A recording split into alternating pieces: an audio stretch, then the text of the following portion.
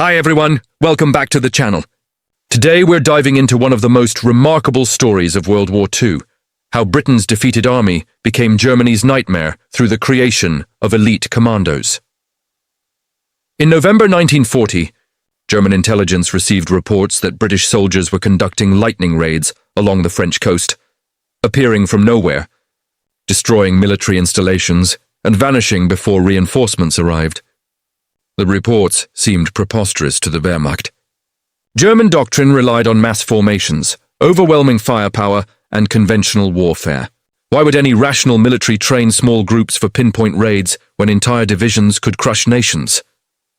The notion violated every principle taught at German staff colleges. Early British raids, like Operation Collar in July 1940, seemed amateurish, landing on the wrong beaches, encountering unexpected defenses, and achieving little. German commanders saw confirmation of their assumptions. These weren't elite forces, just desperate men conducting nuisance attacks. What they failed to realize was that Britain was learning quickly. Each failed raid refined training, tactics, and planning.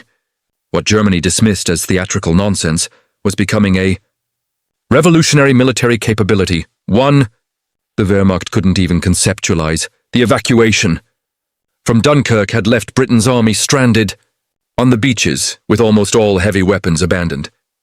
Tanks, artillery, vehicles, everything was gone. Britain couldn't fight conventionally, but Churchill refused to accept defeat. On June 4, 1940, he circulated a directive calling for units capable of butcher and bolt raids along occupied Europe's coastline. These forces would operate outside traditional military doctrine, striking from darkness, killing efficiently, and vanishing before German response. Lieutenant Colonel Dudley Clark was tasked with turning Churchill's vision into reality. Drawing on his experience in Palestine, he recognized that Britain's weakness could become its strength through asymmetric warfare. By mid-1940, the first commando units were forming, composed of volunteers willing to abandon rank and endure brutal training. Admiral Roger Keyes, a veteran of amphibious operations, became Director of Combined Operations, ensuring that these units weren't temporary experiments, but a permanent strategic shift. Training at Achnacarry Castle in the Scottish Highlands was merciless. Volunteers faced 30-mile marches carrying 70 pounds of equipment, cliff climbing until their hands bled, swimming in freezing waters, and live fire exercises. Every moment tested endurance, adaptability, and lethal effectiveness. Silent killing techniques, navigation by stars, and improvisation under chaos became standard. A 70% washout rate reflected the harsh reality. Better men should fail in training than die in combat unprepared. Commandos learned that rules were guidelines, plans were suggestions, and success justified any means necessary. By 1941, commandos were executing raids that stunned the German high command. Norwegian fishing ports like Stamsund, Solv, and Bretonnes, seemingly unreachable, were systematically targeted. Factories producing glycerin, essential for explosives, were destroyed, shipping sunk, and German garrisons captured or eliminated. These operations demonstrated that small, highly trained forces could achieve strategic effects far beyond their numbers, striking unpredictably and forcing Germany to divert thousands of troops to guard coasts that previously required only minimal defenses. The Saint Nazaire raid in March 1942 epitomized commando audacity. The old destroyer HMS Campbelltown was packed with 24 tons of explosives, modified to resemble a German torpedo boat. Commandos rammed the heavily defended dry dock, fought through German forces, destroyed machinery, and withdrew, all while the delayed fuses ensured the dock's complete destruction hours later. Hundreds of German troops died. The Tirpitz battleship's only Atlantic repair facility was eliminated, and the strategic impact was enormous. Britain had turned sacrifice into leverage, demonstrating that small forces could achieve what conventional armies could not. Germany's reaction was brutal. Hitler issued the Commando Order in October 1942, mandating that captured commandos be executed immediately, without trial, regardless of uniform. This violated international law but revealed the reality. The commandos were terrifying the Wehrmacht. Operations like Saint Nazaire, Glomfjord, and the Channel Islands demonstrated that no coastal defense could guarantee safety from these raiders. Ironically, the Commando Order validated their effectiveness. If these men were insignificant, Hitler would have ignored them.